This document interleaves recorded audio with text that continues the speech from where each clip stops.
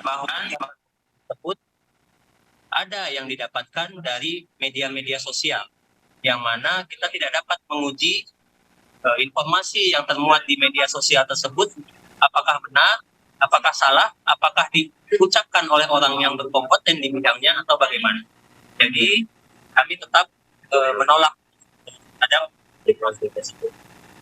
Kemudian yang terakhir, kami juga menemukan beberapa novum yang diajukan itu sebenarnya sudah pernah diajukan di dalam persidangan pertama yang terjadi 8 tahun yang lalu. Sehingga kami menganggap bahwa itu bukanlah novum, tetapi mungkin pemohon mencoba untuk mengulangi kembali sidang yang telah dilakukan atau mencoba untuk upaya memperbaiki persidangan yang telah dilakukan sebelumnya. Maksudnya foto itu sebelumnya sudah ada, Pak? Foto itu sebelumnya sudah ada dan sama di berkas perkara, ya. Mungkin nanti bisa dilihat di berkas perkara itu ada di penyidik atau di pengadilan, ya. Foto mana yang sudah ada, Pak? Hampir kesemuanya. Tapi kami juga tidak bisa memprediksi karena kami juga datanya. Jadi kami bisa pastikan hampir semua foto-foto tersebut sudah pernah diperiksa, sudah ada dalam berkas perkara dan sudah ada putusan yang berkekuatan hukum tetap, ya. Namanya sebagai siapa, Pak? Pak, nama lengkap, Pak. Nama lengkap, Pak. Pak, nama lengkap, Pak.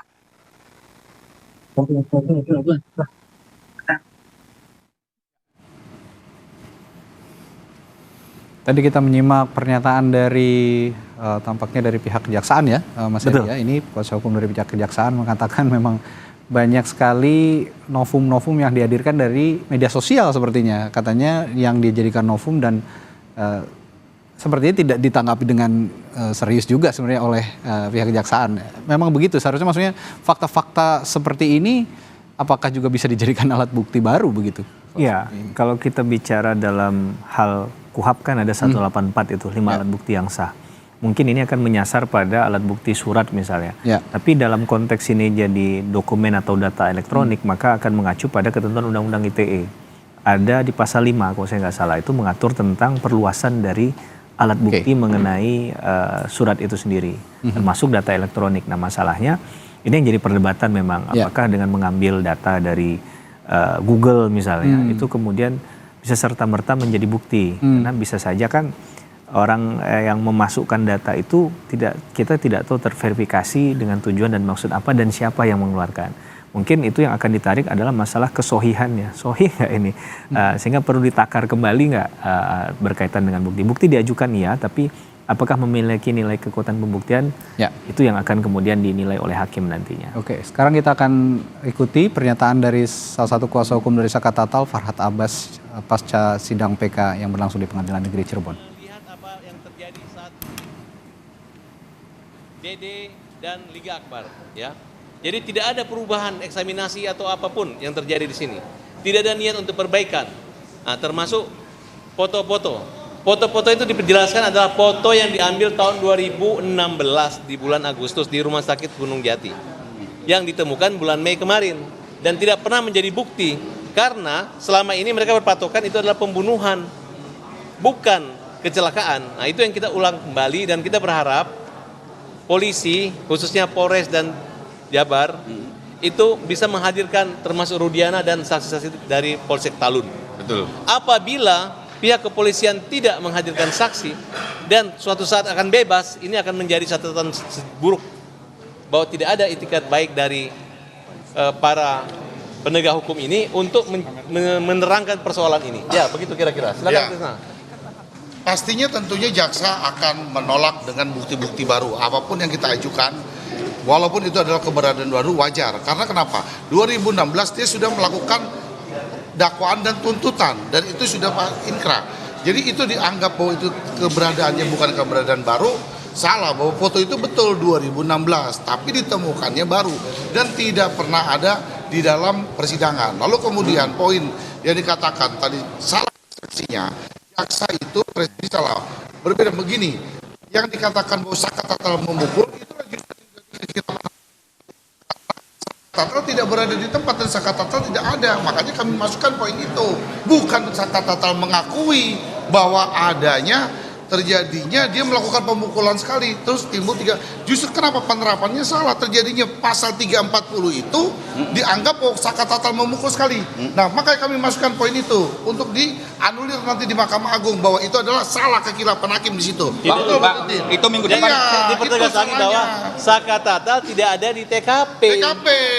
Bagaimana kalau ada kalimat bahwa lu menuduh memukul, nih logika. Dia menganggap pembunuhan berencana mengakibatkan matinya Eki dan Pina. Hanya gara-gara satu pukulan, mukul siapa? Kan mukul si Eki saja, nggak memukul Pina. Sehingga kita argumentasi seperti itu, jaksa mengatakan bahwa kita mengakui. Padahal kita tidak mengakui, karena dari awal kita katakan bahwa yang namanya Sakatatal tidak pernah hadir di TKP tersebut. Dan saksi-saksi yang meringankan ini dikesampingkan. Mulai dari awal pledoi dikesampingkan. Memori banding dikesampingkan. Nah, itulah silakan Bu Sitin bicara. Minggu depan bisa dihadirkan saksi-saksi dari Sakatatal. Kalau misalnya tadi dalam ini menyatakan itu ada di dalam berkas, Saka juga memahami apakah betul foto-foto yang ditampilkan 1 sampai 5 itu pernah dihadirkan di persidangan. Tidak pernah dihadirkan dalam persidangan foto Sakatatal. Foto itu betul diambil pada saat kejadian, tetapi Selis mengetahuinya bulan Mei 2024. Jadi foto itu tidak pernah dihadirkan di persidangan. Saka, bener nggak? Pernah ngeliat nggak foto itu di persidangan? Jadi kalau foto itu sebenarnya di persidangan itu tidak pernah muncul. Jadi cuma hanya dijeberkan baju sebelah. Baju dikit. Saka pernah lihat foto itu nggak? Tidak. Jadi foto yang tadi Saka itu tidak pernah lihat di dalam persidangan. Jadi di persidangan itu cuma menjeberkan baju korban yang termasuk itu bajunya Eki. Jadi kalau foto-foto itu tuh nggak ada sama sekali Pas persidangan. di persidangan. Nah, jadi catatan saja begini bahwa foto-foto laka lalu lintas saat itu yang menerangkan posisi keadaan mayat ya itu tidak pernah dihadirkan di persidangan. Itu yang kita akan menyesuaikan dengan argumentasi di peninjauan kembali, memori peninjauan kembali. Nah, harusnya pihak kepolisian atau jaksa kembali ikut menghadirkan dan mengajak anggota-anggotanya untuk membuka kembali, menggelar kembali bukti-bukti tersebut. Sebab jika itu terbukti dan logis, berarti tidak ada terjadi pembunuhan. Itu murni kecelakaan, kan kira-kira seperti itu ya. Jadi apapun yang didalilkan ataupun yang dijawab oleh jaksa hari ini, nggak apa-apa. Yang pasti kita punya saksi fakta, minggu depan kita buktikan apa yang terjadi 2016, sebenarnya yang terjadi seperti apa, di pembuktian aja besok ya. Ada saksi fakta. Saksi fakta itu, ya kan, yang nggak boleh kita sebutkan dong. Nanti, ya kan, nanti ada yang lobby atau ada yang apa kan jadi masalah ini. Gitu loh. Iya, ya kan, jumlahnya pasti kita bilang 5. 12 Bisa saksi. berkembang lebih banyak. Bisa berkembang lebih banyak karena kita baru juga dapat SMS yang akan hadir. Dan itu Oh itu dahsyat bang. Berapa bang? Kan gitu. Ya sekarang sementara 5. Nanti mungkin akan ada bertambah lagi. Akan bertambah lagi. Kan fakta, ini fakta, ini saksi fakta belum ahli. Oke. Ya kita di pembuktiannya kita lihat ya. Oke. Saya tambahin sebentar kawan-kawan, tambahin sebentar.